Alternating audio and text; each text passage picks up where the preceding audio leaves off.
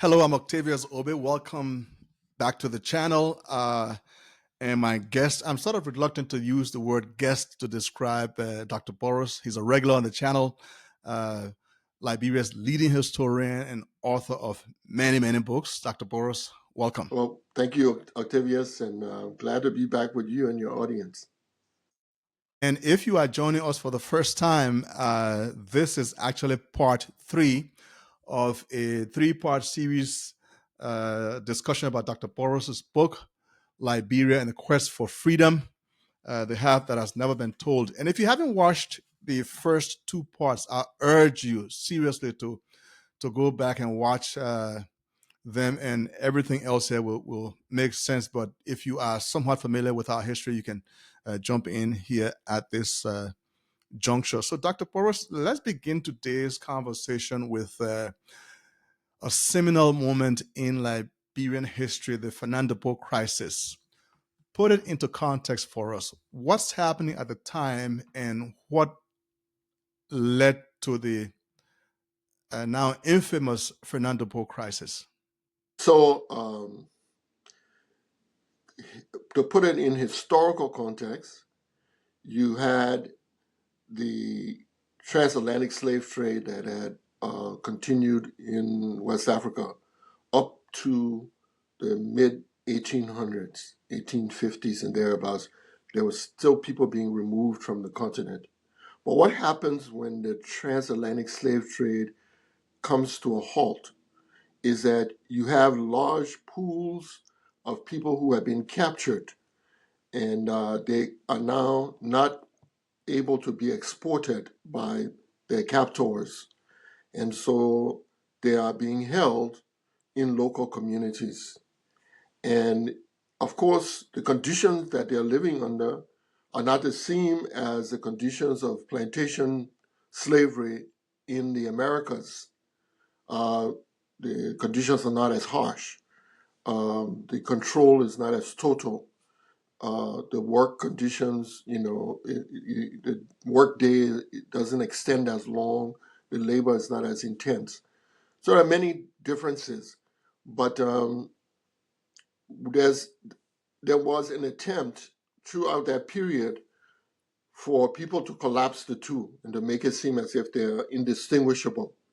And it's like, you see, Africans are doing the same things that people in the Americas were doing. In any event, those conditions persisted on the continent. And they took one form, which came to be known as pawning, so that a person who was holding other individuals who had been captured previously or their parents had been, would exchange an individual as surety for a loan or for some other financial transaction. The understanding was whenever the loan is paid, the individual will be returned, and hence the label of pawning. In terms of putting this in the context of the region, this condition existed, across West Africa, in not just what we consider the typical area from, say, Senegal to Nigeria, but if you go down to Angola, places like that, you had these conditions existing, and out of this emerged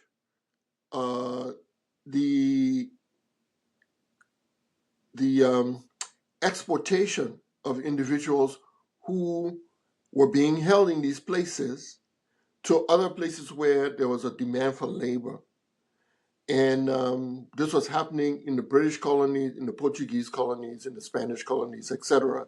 So as the economy of the Western world would ebb and flow, this would determine the flow of captive African labor. The Spaniards didn't control many territories, on the continent. So the British were moving people who were pawns or who were captives from one colony to the other. They didn't have to go through any kind of immigration process or whatever. The same with the French.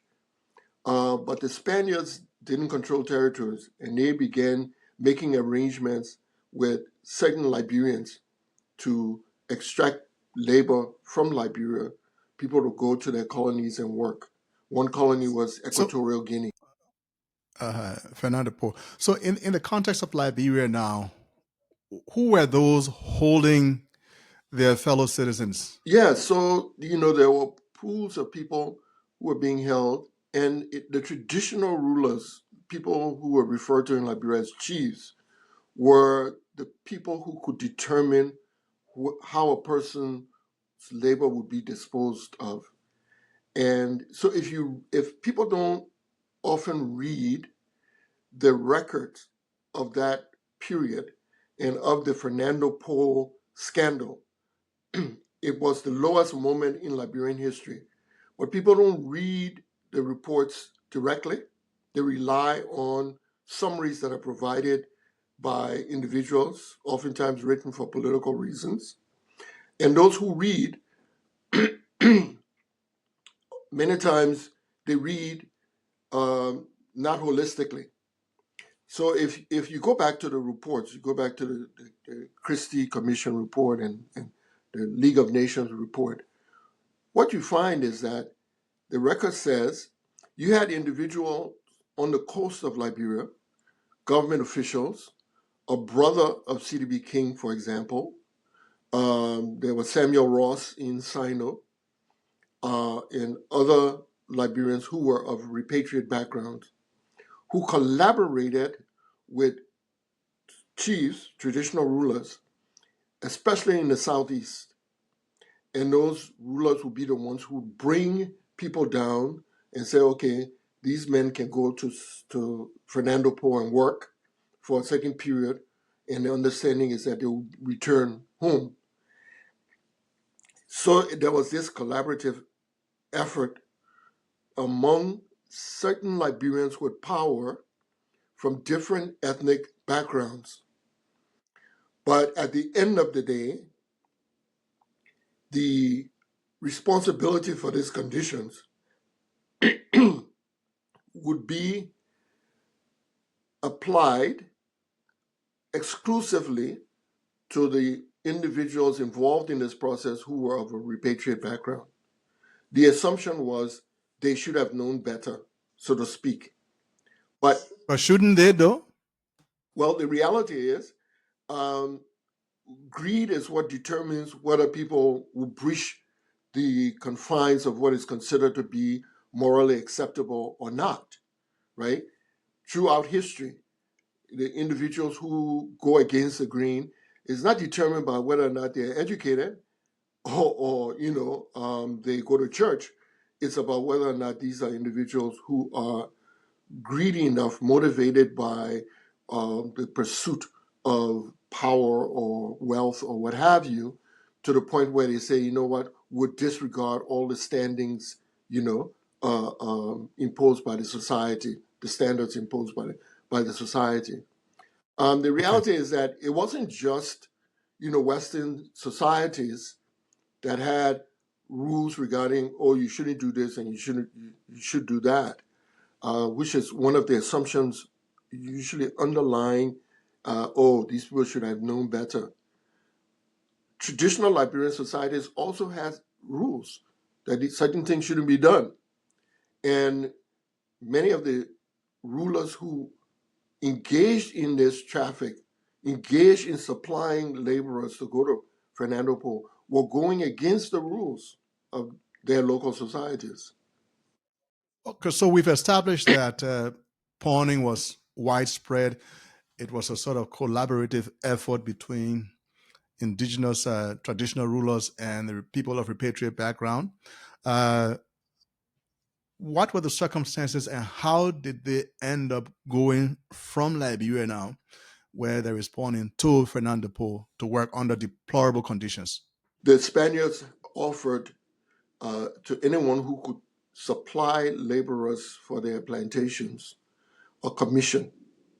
He said for each man that you supply, you would get a premium of X amount of money. And so those repatriate leaders living on the coast would make arrangement with traditional rulers further inland and say, the Spaniards need X number of men. Can you supply them? And the frontier force, working with the chiefs, will bring these men to the coast, and they will be sent on ships to the plantations in Fernando Po. When the Spaniards first started contracting workers from Liberia, it wasn't known the exact means by which people were being, induced to go to Fernando Po. And when the Liberian government found out, they imposed restrictions on Liberians leaving or being taken to Fernando Po. And then those conditions ended up, those constraints ended up being breached by certain officials in the country. But there was this ongoing effort by the Spaniards to recruit workers from the area of Liberia. And it eventually, exploded into what became known as the Fernando Po, scandal. So the Fernando Po scandal is a major event in the history of the Oh yeah, country. The United Nations gets involved. How bad was it? it was terrible. It was terrible because, you see, originally there were contracts. People would go to the areas of Fernando Po and other Spanish territories to work for a certain period of time, and then you could leave and go back home. And this is not the first time these arrangements were being made. There were other such arrangements where laborers would go and work in a different part of West Africa, but with the understanding that they will come back. There were contracts. But the Spaniards, because Fernando Po was underpopulated, they couldn't get labor from colonies that were controlled by the British or the French. When people from Liberia arrived there to work, instead of allowing them to leave when the contract was over, they would hold them for extended period. They'll make it more and more difficult for people to leave. They'll say, well, you owe so much money, you got to work that off before you can go. And the conditions just got worse and worse. Deplorable. This was the lowest point in the history of Liberia. Unfortunately, it came to be held up by many as this is what was going on in Liberia forever. This defines the Liberian experience when it was unique to a certain period, and it was the darkest part of our history. So the darkest part of our history. Let's talk also about how it ended. Yes. We give credit to foreigners oftentimes when we're discussing our history Yeah. about the ending and how the Fernando Po crisis came to an end. It was just as in the beginning, the selling and pawning of our people was a collaborative effort. Is it fair to state that bringing that practice, that evil practice to an end was also a collaborative effort? Oh, absolutely. And How so? and the thing about it is, you see, it's not just the Fernando Po scandal where we give credit to those who are non-Liberians, right? And then the blame for something evil that happens is placed on the heads of Liberians. There's always this collaboration. But when it's time to divide the credit from the blame goes to the Liberian actors, and the credit goes, elsewhere. And I say that you look at the Liberian Civil War, for example, right? We are often reminded, of the warlords, Liberian warlords who were involved. And there are one or two foreign actors whose names, get cited. But Liberians don't manufacture arms. And the arms were coming from somewhere, and people were supplying these arms. They were supplying other materials to make the war possible. But they remain in the shadows. People don't call them out. Nobody is pursuing them. So the focus is narrowed only onto Liberians, not just Liberians, but this is the case in many other African countries. All the wars in the Congo and other places are referred to as civil wars, as if all the conditions, the determinants were local and the key actors are local. The reality is these are global phenomena. This was the case with Fernando Po. And when people in Liberia began to hear about some of what was happening, and they began to see that folks who had gone with the understanding they would be able to return after some years were not returning, right? You imagine if I were sent to Fernando Po to work, and my wife and my children expect me to come back, and if I don't, there will be an uproar. They will complain to whoever could hear this. And so in Sino, for example, where Samuel Ross was very active, What's the name again? Samuel Ross, Ross. So he Okay. was using frontier force soldiers there to force individuals to join that a train of workers who were exported to Fernando Po. So there he was very active, and there were individuals in Sino who were writing the central government in Monrovia to say, this is what's going on over here, and you all need to investigate and put a stop to this. They were writing in newspapers against it. And eventually, when Liberians investigated and found out, Thomas Faulkner, a Liberian who was something of an engineer, and he was an opposition candidate. He ran against Charles Dunbar King, CDB King. And Faulkner began highlighting the problems that emerged regarding the forced labor being supplied to Fernando Po.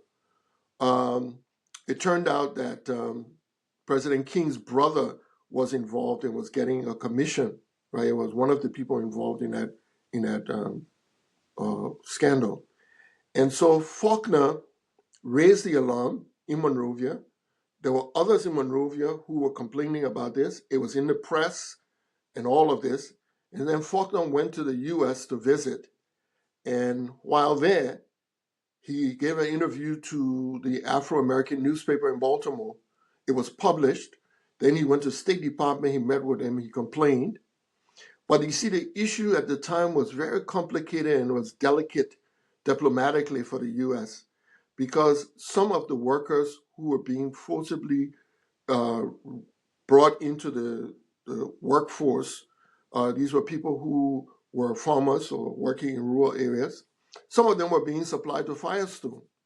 And for the U.S. to get involved, to expose what was happening in the Spanish colony, there was a risk that the same things were being done on the Firestone plantation, and it would reverberate, back onto an American company. So Mm. there was a delicate, kind of move, and eventually, because of Faulkner's sounding the alarm, the Americans thought this could end up being very embarrassing. There'll be blowback, and they took the lead through the League of Nations to say, you know what, this needs to be investigated. Once the Mm. investigation got underway, then the result was the blame is focused exclusively on the government officials in Liberia. And we started to hear that this was like slavery. And then eventually, today, when people talk about the Fernando Po forced labor recruitment, they'll say, oh, it was slavery, right? So throughout our history, we find this attempt at saying this was done by the West. Look, Africans or Liberians are doing the same thing, even if the things were not exactly the same. So let's recall, if possible, some of the traditional leaders who were against this whole process, if you are aware of some of them. There were definitely, excuse me, traditional leaders who were opposed. I wish I had known you were going to bring this question because, in my collection of materials, I have some oral histories where some of the rulers had testified or been recorded, by the Department of Interior. Um, and I think that you raise an important point, one that I think Liberians really will have to come to terms with and take seriously. You see, for a very long time, almost for as long as anthropology has existed as a science, social science in the Western context, for decades, Africans have been presented as being of one mind, right? Anthropologists investigating a particular ethnic group or clan, they will collapse people's views into one. There's a sense in which, the tendency to do this, to homogenize, a particular group of people, one could say it's understandable because someone's coming from the outside, you got a short time to collect data, and you're looking for the common threads, so you just summarize things, right? But anthropologists today reject that way of doing things. However, in the past, the tendency was to present Kru people as having one mind, one way of looking at the world. Vi people, they have their own way of looking at the world exclusively, and it's like a totality. The other thing is, ethnic groups don't change. So from time immemorial, each ethnic group has been a particular way. The reality, and anybody who lives in Liberia or on the African continent would know that in reality, no ethnic group is composed of people who all share the same worldview, who all share exactly the same values. And the reality is that among indigenous, communities, there were people who were bitterly opposed to what was going on, and then there were those who were benefiting from it, Mm-hmm. right? And I think this is the same case, I would argue, with the transatlantic slave trade. Yeah. Yeah. So you had people who were beneficiaries and opponents of the whole system of pawning Yes, on both sides of the divide, traditional as well as people of repatriate background. absolutely. Yes. If you're just joining us, let me remind you that we are in conversation today with Dr. C. Patrick Burrowes, Liberia's leading historian. His numerous books, among them is Between the Coal of Forest and the Salted Sea, A History of the Liberian People Before 1800, Black Christian Republicanism, The Writings of Hilary Teague, among many others. He's also a professor of journalism and mass communications as well. And Doc, let's uh, move on now, change gears, so to speak, and talk about Liberia. And I've really been looking forward to this segment. Liberia as the cradle of Pan-Africanism. You've been known to trumpet this. Uh, how so? Why do you consider Liberia as the cradle of Pan-Africanism? I guess for me, it's obvious, having spent a lifetime investigating these things. Mm-hmm. But the individuals that I would credit with being pioneer Pan Africanists include a man named John Rosworm, right? Most Liberians have never heard of him. But John Rosworm was one of the very first black men to graduate from a college in the United States. And so Rosworm receives his degree from Baldwin College in Maine. He had been teaching in what were called free African schools. These were black schools, self-help schools in Boston, in Philly, in New York. he had experience living in different cities on the East Coast. And when he graduates, he co-founds the very first black newspaper in America. And the newspaper operates for a year and a half, almost 2 years. And they're publishing articles about black people in different parts of the world, Haiti, the Caribbean, you name it. And they're considering the thorny issues that are affecting people at that time. Well, the paper ends up closing, in part because Rodsworth decides he could live in America for the rest of his life. He would do very well because he was educated, but he would never have the kind of liberties that people wanted to determine his own, life. And he decides he will move to Liberia. So he goes to Liberia, and Rodsworth founds the first newspaper in Liberia, and that was the Liberia Herald. Yeah. So when you read his writings in the Herald, and you read, his writings before that, it's clear that this man is a Pan-Africanist by all measures, because Pan-Africanists believe that people of African descent share a common past. The past that we share is not all of misery and sorrow and underdevelopment, but there have been high points in our history. And Rodsworth will publish stories about these things. Say, here was an empire in Africa, and here are the good things about West Africa. Even right now, when the slave trade was going on in his lifetime, he was saying, that's not the whole story of West Africa. So if Pan-Africanism involves the belief, the assumption that the African past has some glorious aspects to it, and that African people have undergone similar historical experiences, and for that reason we share a common future, then Rodsworth was a Pan-Africanist. It was clear from his work. Well, And we'll also have to include Blyden as well, right? well, you see, Blyden, has received a lot of attention from Liberians because there were books written about Blyden before there were books published on Rodsworth and others, right? But Blyden came 2 generations or so after Rodsworth. You see what I'm saying? And the recovery of Blyden had been lost to historical knowledge. People have forgotten about him. But his recovery, his rediscovery, was done by writers who were not Liberians. One of the key people was Hollis Lynch, a Caribbean writer.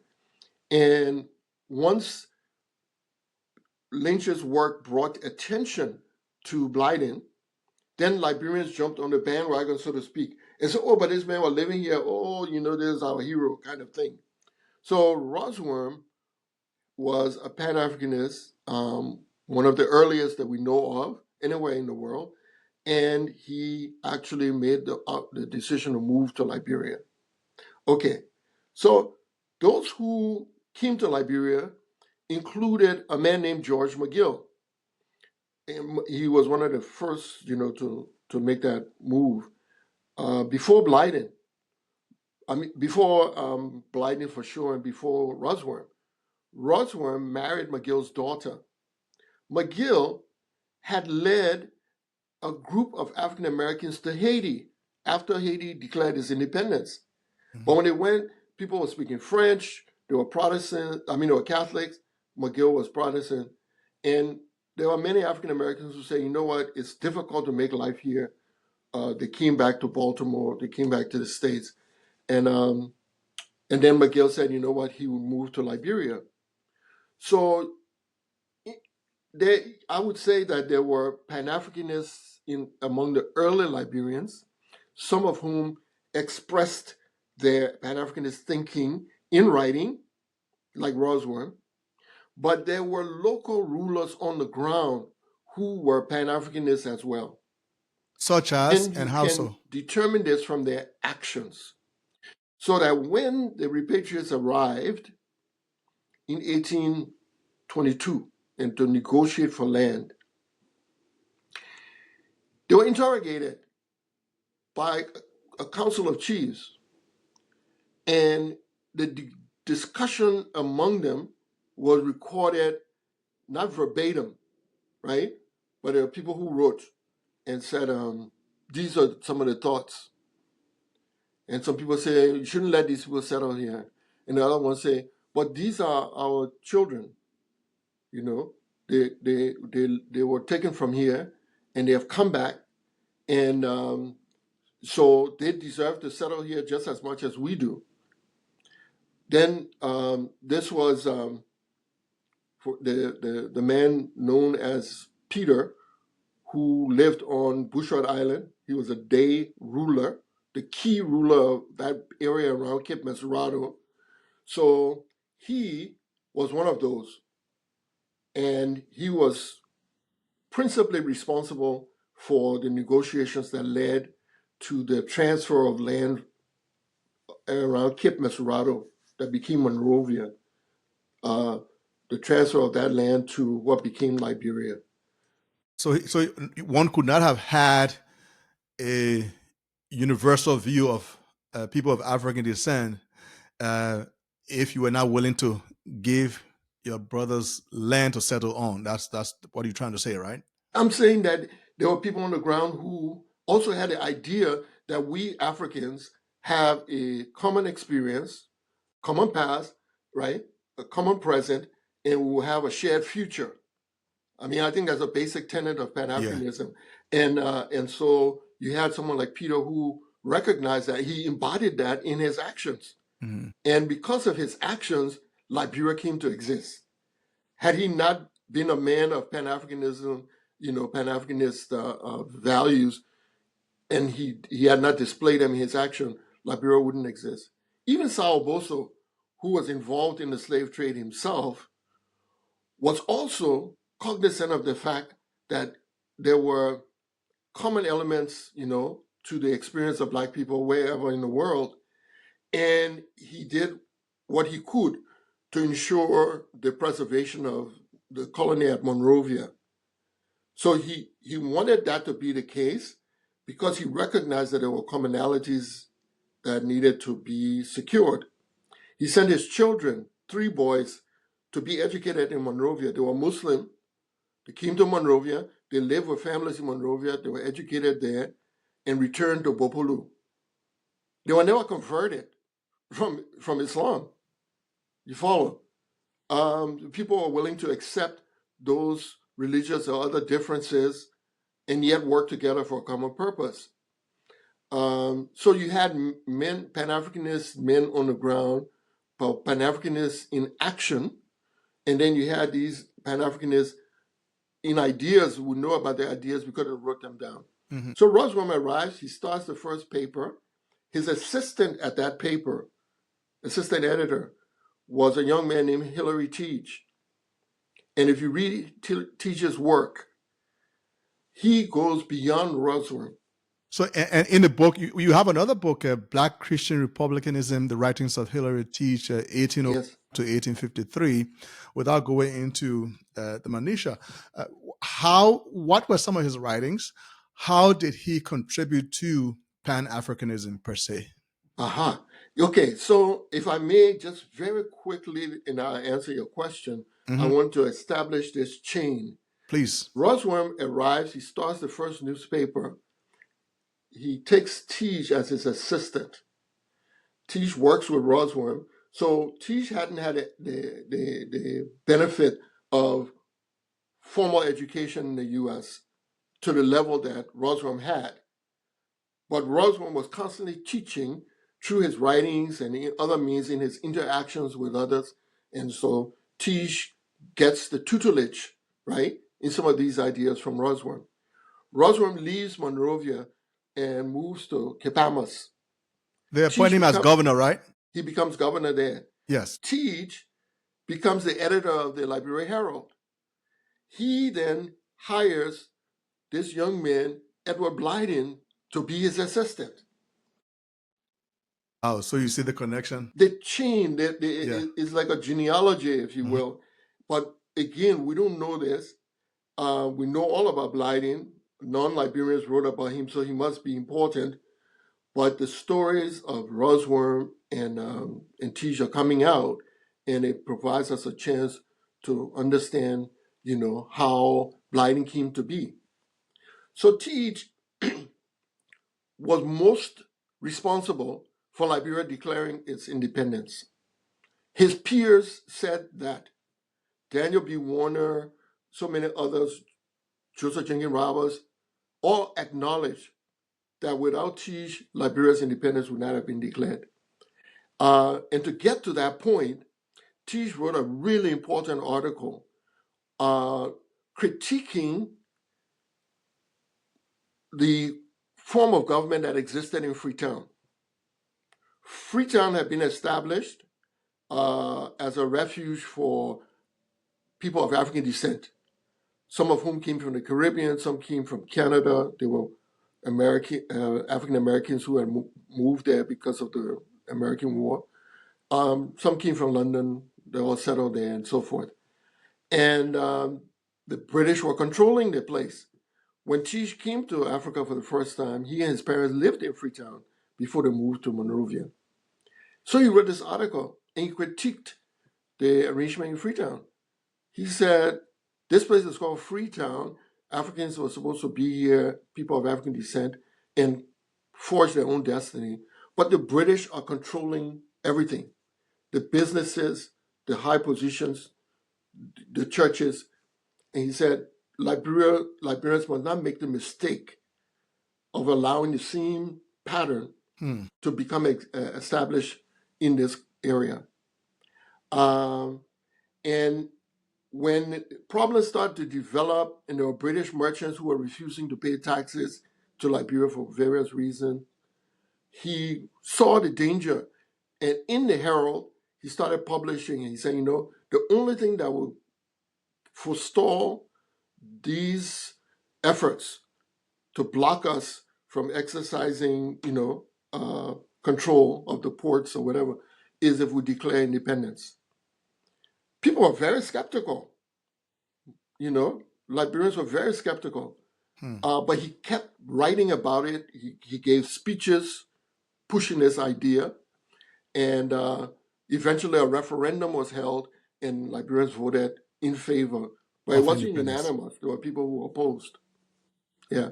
So when we talk about the early seedlings of Pan-Africanism like that, looking back now, I don't know if it's fair to draw a distinction between that early brand of Pan-Africanism and what it later morphed into, the sort of progressive movement with the advent of socialism. And I like to draw the comparison that Liberia became independent in 1847. I believe Marx at the time had just barely completed his Marx and Engels, the Socialist Communist Manifesto, and Das Kapital, 1869, somewhere there.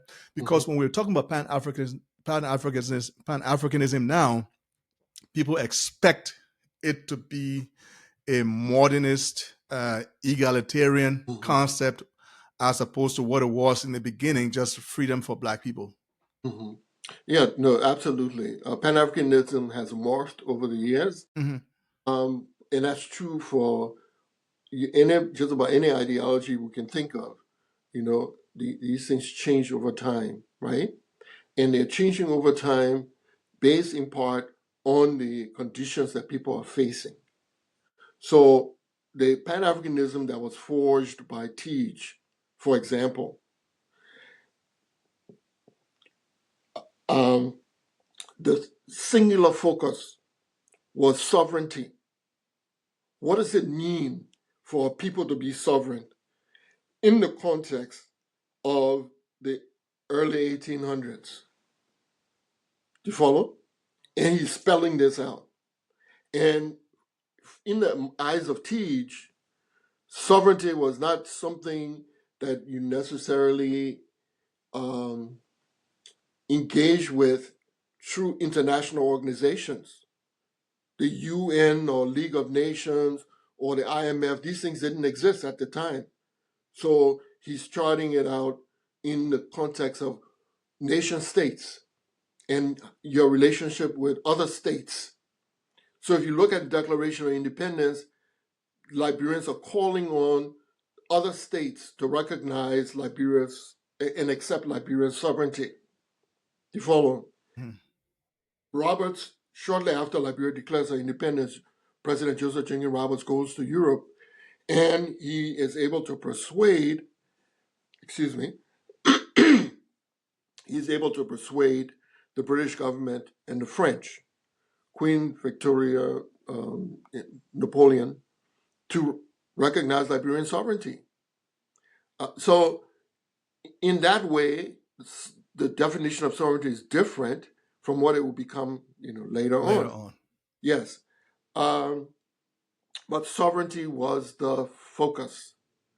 Now, by the 1940s, so 100 years later, right?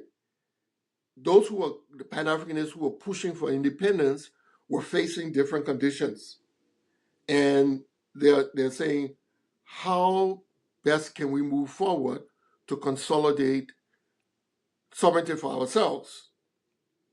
And you begin to see that there are debates, more intense debates among them, because actually the conditions they're facing are different in many respects. Mm-hmm.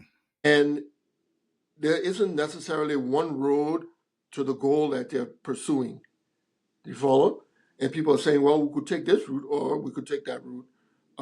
And oftentimes these things get polarized when they may be seen as actually phases, in a journey. Okay. Or equally viable options that we could embrace. I would say that, for example, to talk about the options not being polarized, for Pan-Africanists like Leopold Senghor of Senegal, there was a very strong cultural element. He was a poet, and he saw that the expression of what he saw as the African personality, or negritude, African values and such, through the arts, right? Sculpture, painting, poetry, music. He saw that as very, very important, that we need to show ourselves on the world stage, as producing these things. And I don't think that one should make a choice and say, no, economics is more important. No, the political, form of independence is more important. It's possible to pursue those simultaneously, and they're all important. And I find Liberians today making these same false choices. When I talk to Liberians about history, they say, let our one wait small. We'll come to that after we elect the right person. Or, again, prioritizing politics over understanding who we are and where we're coming from. I think it's a false choice. Those who don't prioritize politics may prioritize economics. I can't tell you how often, when I was going to Liberia to engage with young people and talk about the history in the context of between the Kola Forest and the Salty Sea book, History of Liberians before 1800s, people told me, you're wasting your time. The conditions in Liberia are harsh. People would need to first secure food, healthcare, all these things before they come talk about or be interested in history. And my experience showed otherwise. We would have talks about about Liberian history. 100 people would show up typically, 150. At one event, there were 300 people who came. And so some of us may polarize these things and prioritize one over the other. But I think in the lives of everyday people, folks recognize that we can have all. We should. Our culture is important, and our political and economic destiny is important also.